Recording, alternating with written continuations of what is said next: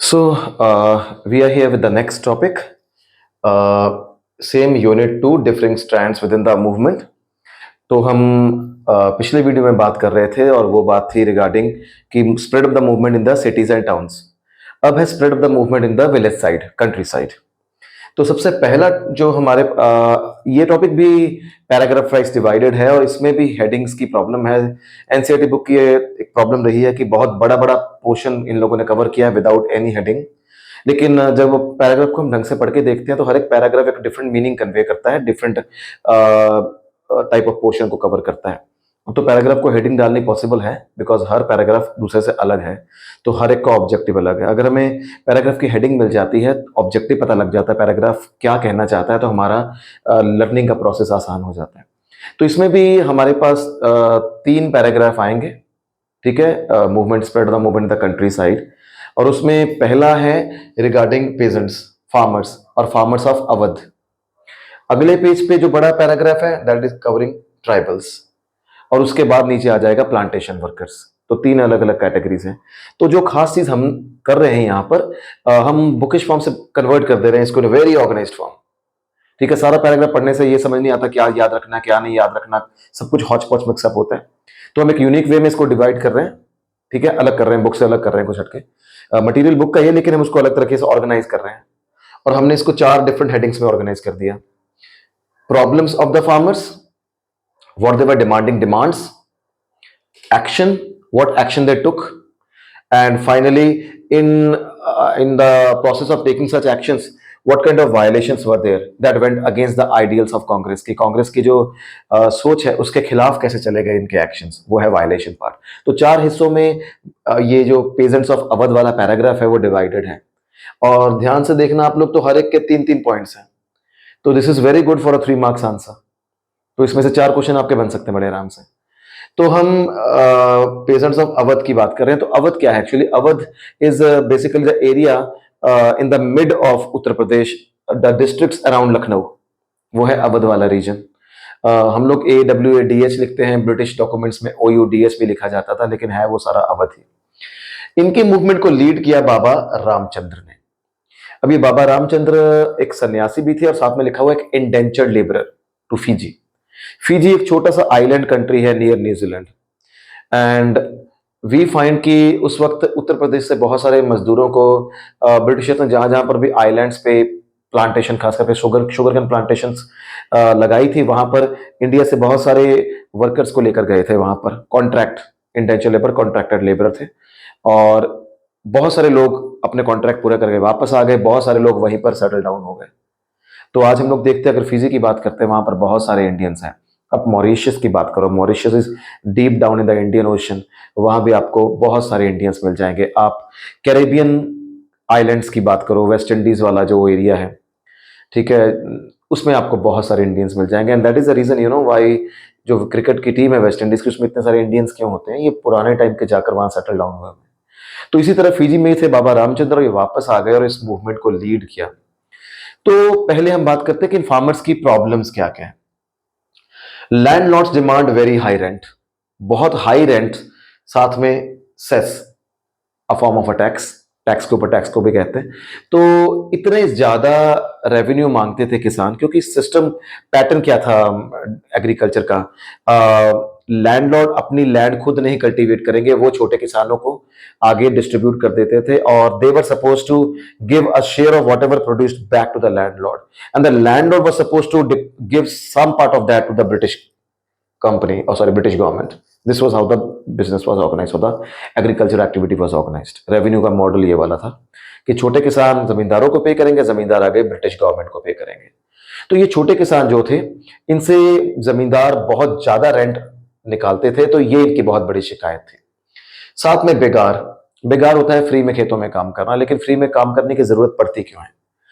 जमींदारों से लोगों ने कर्जा लिया होता था लोन, और वो वापस नहीं कर पाते थे, उनकी कमाई इतनी कम थी, ना ही उनको ढंग से कैलकुलेट करना आता था, जमींदार उनको मैनिपुलेट करते थे और ये शो करते थे कि तुम्हारा तो अभी भी जस्ट इंटरेस्ट ही वापस हुआ, प्रिंसिपल अमाउंट तो अभी भी आउटस्टैंडिंग है।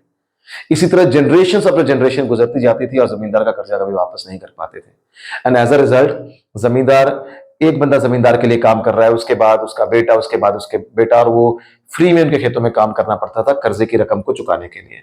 तो ये बेगार थी, और ये लोग इस बात से भी खफा थे। तीसरा है नो सिक्योरिटी ऑफ टेन्योर। पुराने टाइम पे लॉ था कि अगर जो बंदा बहुत सालों तक एक ही जमीन की खेती करेगा तो जमीन उसके नाम पे ट्रांसफर हो जाती थी, वो मालिक बन जाता था। तो जमींदारों को ये खतरा लगता था कि एक किसान कहीं जमीन का मालिक ना बन जाए, तो वो लगातार उसको शफल करते रहते थे कि इस बार इस खेत इस एक के लिए वो कल्टीवेशन कर रहा है, इसको उठाओ यहां से किसी और खेत में भेजो, उसको उठाकर यहां लेकर आओ। तो लगातार शिफ्टिंग चलती रहती थी, और इनकी ये शिकायत थी कि इस वजह से हम लोग अपनी जमीनों का सुधार नहीं कर पाते। छोटे किसानों की ये शिकायत थी कि हम जमीन के ऊपर कुछ इन्वेस्ट करते हैं, ये पकड़ के हमें वहां से शिफ्ट कर देते हैं, और हमारी सारी मेहनत और पैसा बेकार हो जाता है। तो as a result, no security of tenure, जमीन जो है वो उनसे हाथ से निकल जाती थी हर बार। तो डिमांड क्या कर रहे हैं? डिमांड कर रहे हैं रिडक्शन ऑफ रेवेन्यू, कि जो रेवेन्यू जमींदार उनसे लेता है उसमें कमी लाई जाए first of all. Then abolition of बेगार, ये जो फ्री में खेतों में हम लोग मजदूरी करते हैं, ये बेगार वाला सिस्टम बंद हो जाना चाहिए। And last, social boycott of oppressive landlords, और जो लैंडलॉर्ड जमींदार नहीं सुनते हैं इनकी बात, उनका सब मिलकर बॉयकॉट करें। ऑप्रेसिव का मतलब है अत्याचार करने वाले लैंडलॉर्ड्स, इनका बॉयकॉट कर दिया जाए। और इसके लिए एक्शन क्या लिए? तो एक्शंस में आ जाता है, सबसे पहले उन्होंने कहा कि हम नाई धोबी बंद करेंगे। सो कि नाई धोबी बंद। व्हाट आर दीज बंद्स? कि जमींदारों के लिए कोई भी जो बेसिक सर्विस है, बाल काटने की सर्विस है, उनके कपड़े धोने की सर्विस है, हम कोई भी इनके लिए नहीं करेंगे। कोई इनके घर में नौकर बन के भी नहीं जाएगा, इनको अपना काम करने दो, इनका बॉयकॉट कर दो, इनके लिए कोई काम नहीं करेगा। दूसरा, जमींदारों ने किसानों ने अपने हक लेने के लिए अवध किसान सभा स्टार्ट की।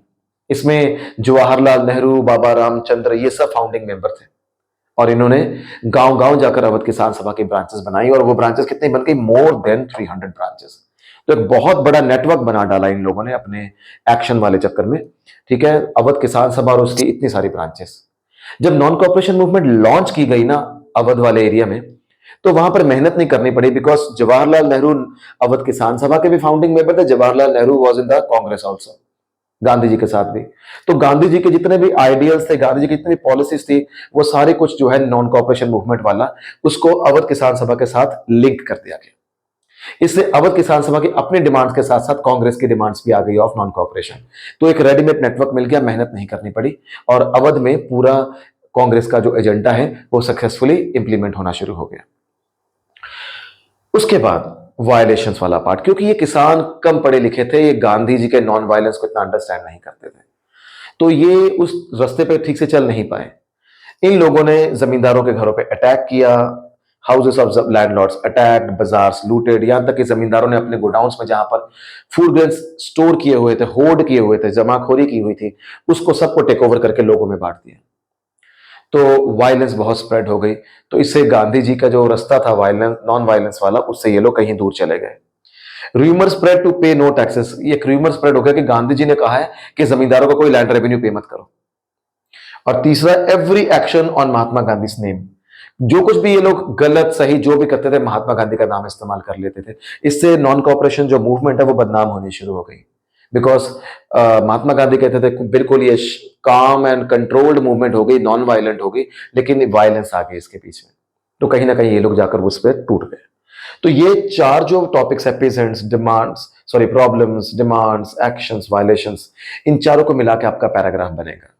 आप इसका स्क्रीनशॉट ले सकते हो। ठीक है, ये बिल्कुल ब्रीफ सिनॉप्सिस है, जस्ट बिफोर एग्जाम आप दिल से फट से रिवाइज करना चाहते हो, आप इसको देखकर कर सकते हो। और साथ ही में अगर अभी तक आप लोगों ने ये चैनल को सब्सक्राइब नहीं किया तो प्लीज इसको कीजिए। ओके, और अगर हो सके तो अगर अच्छा लग रहा है आपको तो आप लाइक कर सकते हैं। तो हम पीजेंट्स हो गया, हम आगे जा रहे हैं ट्राइबल्स पे। जैसे यहां पर बाबा रामचंद्र ने लीड किया, वहां पर एलूरी सीताराम राजू, और एलूरी सीताराम राजू जो है उन्होंने बहुत सारे अपने बारे में क्लेम्स किए। ये भी पैराग्राफ हम लोगों ने इसको हमने 3 हिस्से में डिवाइड करा हुआ है, बिल्कुल ऑर्गेनाइज कर दिया इसको ताकि झट से पढ़ा जाए। सबसे पहले problems of the tribal people, restriction on entry to forest. अंग्रेजों ने ना कुछ साल पहले, इस मूवमेंट से कुछ साल पहले, दे ऑलरेडी स्टार्टेड रेलवेज। और अगर रेलवेज की बात करें तो रेलवे ट्रैक के नीचे वुड बिछाई जाती है। आजकल तो कंक्रीट यूज करते हैं, मतलब सीमेंट बजरी रेत का मिक्सचर वाला।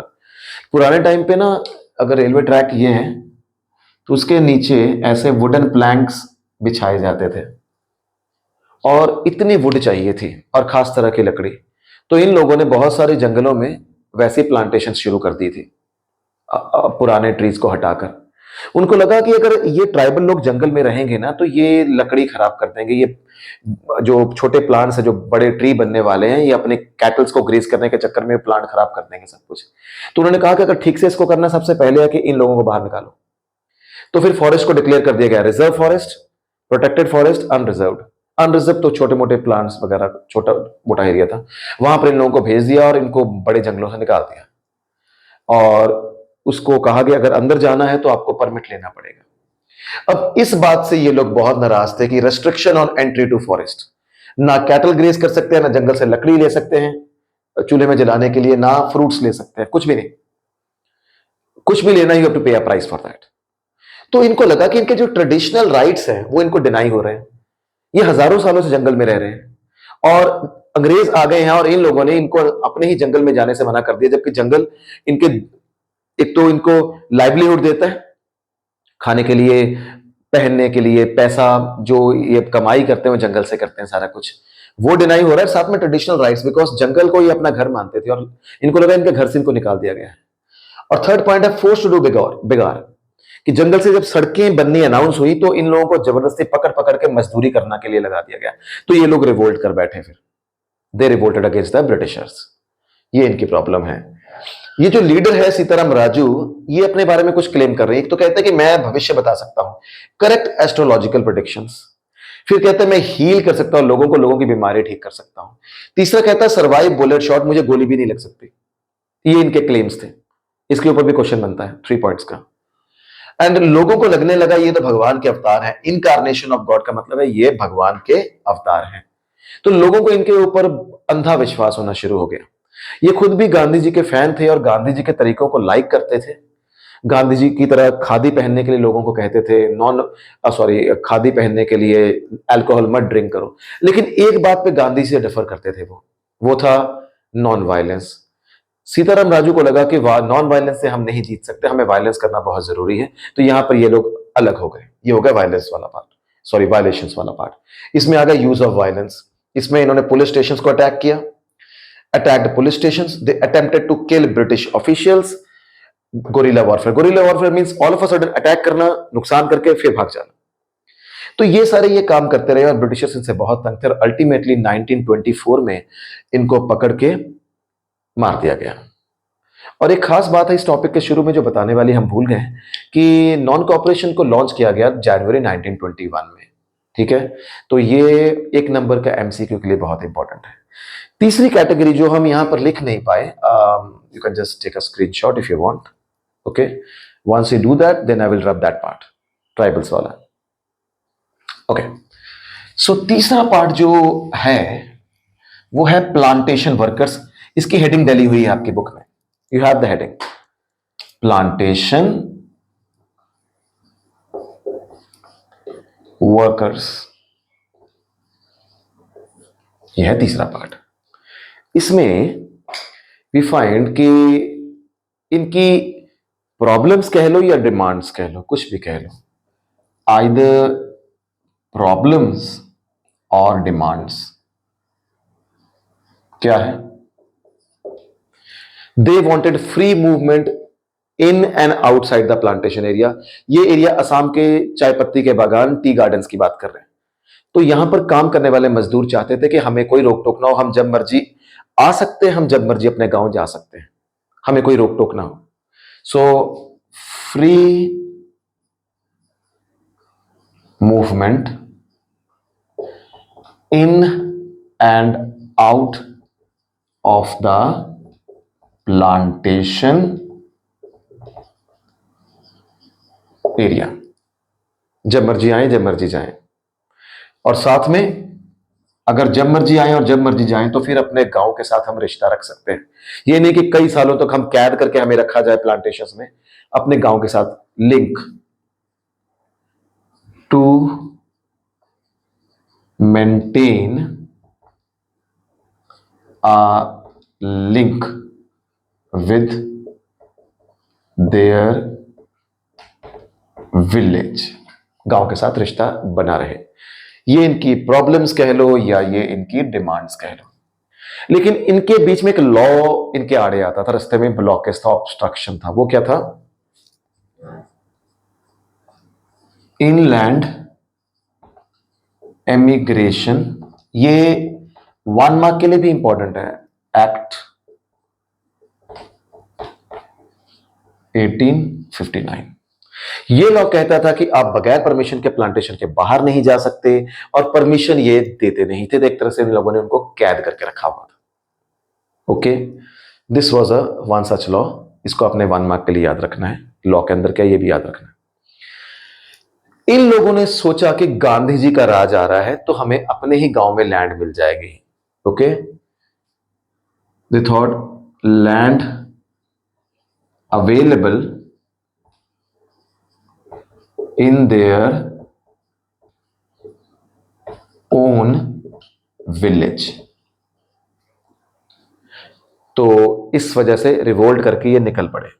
लेकिन अभी ये ना तो अभी ये स्टेशन पे पहुंचे थे या स्टीमर जहां चलता है वहां पहुंचे थे, जो नदी क्रॉस करने में हेल्प करता है, लेकिन स्ट्राइक चल रही थी, और उसका एक बहुत बड़ा रीजन नॉन कॉपरेशन भी था। तो वो स्ट्राइक की वजह से ना ट्रेन चल रही थी ना स्टीमर चल रहा था, तो ये घर जा नहीं पाए, और पुलिस ने आकर इनको स्टेशन से पकड़ा, इनको मार पीट के वापस प्लांटेशन ले गए। एक तरह से ये उनके गुलाम बन चुके थे। तो इनकी भी मूवमेंट का जो असर है वो यहीं खत्म हो गया। तो 3 कैटेगरीज हमने पढ़ ली: पेजेंट्स, ट्राइबल्स, प्लांटेशन वर्कर्स। सबकी डिमांड्स अलग अलग हैं। तो क्वेश्चन ये बच जाता है कि अगर सबकी डिमांड्स अलग अलग है तो फिर नॉन कॉपरेशन को ऑल इंडिया मूवमेंट क्यों कह रहे हैं? अब सबकी डिमांड अलग अलग है, लेकिन सबका दुश्मन एक है। when they all of them are fighting against the same enemy, फिर all of them are fighting on the same platform, Congress. All of them are guided by the same leader, Mahatma Gandhi, and all of them are shouting together स्वतंत्र भारत। जब इतना सब कुछ एक साथ करेंगे, भले ही डिमांड्स अलग अलग हो, तो मूवमेंट को एक ऑल इंडिया कैरेक्टर मिल जाता है। वो कहीं ना कहीं लोकल मूवमेंट से उठकर नेशनल लेवल पे आ जाती है। दैट्स वाई इसको हम नेशनल मूवमेंट कहते हैं। तो यह आपका यूनिट 2 कंप्लीट हो गया। ये दूसरा वीडियो था। कहीं आपको कुछ ना पता लगे तो आप कमेंट बॉक्स में लिख सकते हैं। मैं श्योरली आंसर समझाने के लिए surely I will try my level best. ठीक है, हम समझा पाए आपको।